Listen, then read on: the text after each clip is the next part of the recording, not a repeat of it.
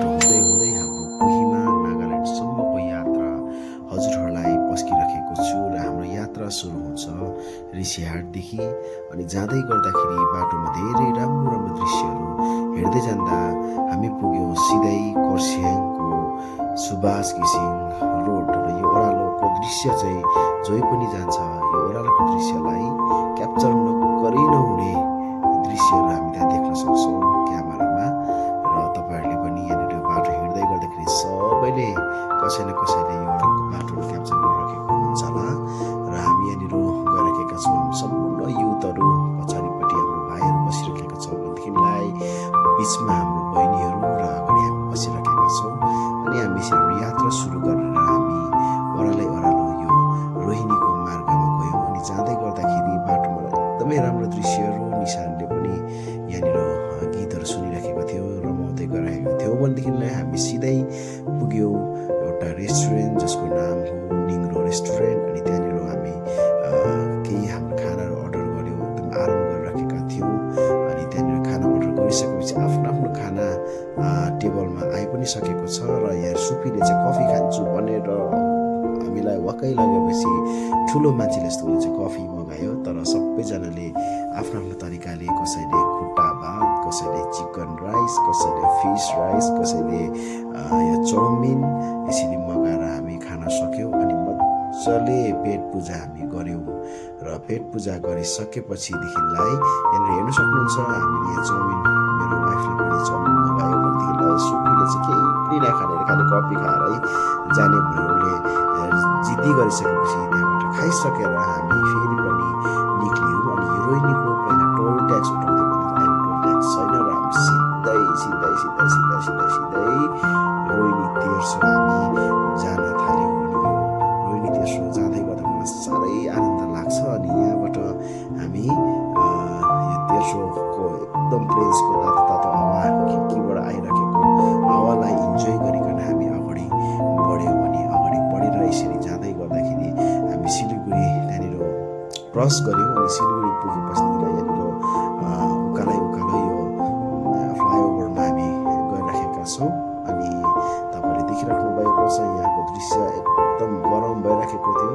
अनि हामीले सोचिरहेको थियौँ यहाँ मुनिको मानिसहरू कसरी बस्छ होला भनेर हामी यसरी गफ गर्दा हामी एनजेपी पनि सिधै हामी पुगिहाल्यौँ। हाम्रो ट्रेन भनेदेखिलाई बेलुकीको 6 बजेको थियो। तर हामी 4 बजे नै हामी त्यहाँनिर पुग्यो। 2 घन्टा अगाडि नै हामी त्यहाँनिर सिलगढीको एनजेपीको ठाउँमा पुगेर हामी त्यहाँनिर बस्न सक्यौँ। अनि तपाईँले यो दृश्य एकदम हेर्न सक्नुहुन्छ। त्यहाँ पुगेर 2 घन्टा हाम्रो के गर्ने भन्दै गर्दाखेरि फ्याट्टै भाइले त सनस्क्रिन लगाइ त हाल्यो। अनि गरम भएको कारणले गर्दाखेरि त्यो भाइले क्रिम लगाएको छ वरिपरि बसेर हामीले लाटाले जस्तो हेर्न थाल्यौँ। अनि त्यहाँनिर हेरिसकेर एन्जलले पनि फोटो खिचिमागेको। अनि तर पनि मैले त्यहाँनिर फोटो खिचेर हामी भन्दा नभन्दा 6 बजेर हामी ट्रेनमा पनि चढिहाल्यौँ।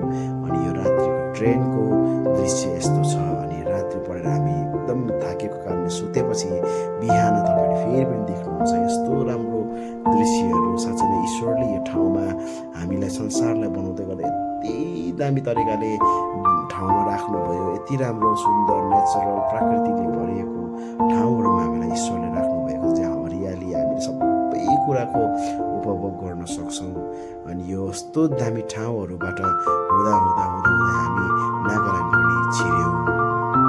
र बिचको भाग मैले तपाईँलाई रेकर्ड गर्न बिर्सेछु त्यहाँनिर छिरेको। तर पनि केही छैन यहाँदेखि उता हामी नागाल्यान्डको हामी चुमु भन्ने ठाउँमा हामी पुग्यौँ। अनि त्यहाँदेखि पनि हामी 3 घन्टा उकालो जानुपर्ने हुन्छ। अनि हामी 3 घन्टा एकदम यो घमाइलो दिनमा पसिना खलखल भइराखेको छौँ।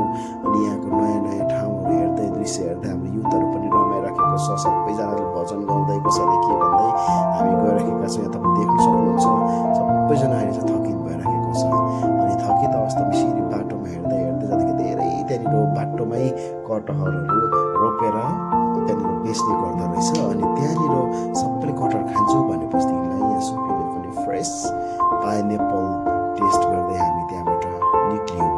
अनि यहाँ तपाईँ देख्नुहुन्छ पनि रमाइ खाइरहेको छ। अचम्मको कुरा कति मिठो लागेको किन भन्दा गर्दाखेरि त भरे त त्यहाँनिर रोप्दो रहेछ। अनि त्यहीँ डाइरेक्ट काट्दै बेच्दो रहेछ त्यहाँनिर। अनि यो दृश्य तपाईँ देख्नुहुन्छ। मलाई त त्यो दृश्य हेर्दै लाँदा दार्जिलिङमा आइपुगे जस्तो पो लाग्यो। जामहरू हेर्दाखेरि त्यहाँको दृश्यहरू हेर्दा अनि भन्दा नभन्दै हाम्रो ड्राइभर दाजुले त्यहाँकै लोकल भाषामा हिन्दी पनि अप्ठ्यारो बोल्दै हामीलाई त्यो ठाउँमा लगेर त गइहाल्यो। अनि म त पहिल्यै गएको कारणले गर्दाखेरि त्यहाँको बाटो एकदम परिचित थिएँ र त्यहाँनिर हामी जाँदै गर्दाखेरि हाम्रो त्यहाँको एकजना दाजुले एकदमै हाम्रो लागि प्रतीक्षा साँचिराख्नु भएको थियो।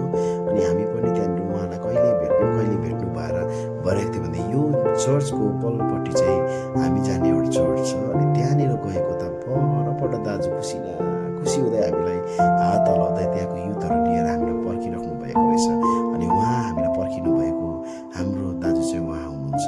यहाँलाई एकदमै धन्यवाद, हामीले यसरी रिसिभ गर्नुभयो अनि खुसी हुनुभयो। यहाँ पनि हामीसँग भेटेर धेरै समयपछि यहाँले हामीलाई भेट्दा हामी पनि उहाँलाई भेट्दा खुसी भयो। र उपरान्त जति पनि त्यहाँनिर हामी घुम्यौँ, बस्यौँ, रह्यौँ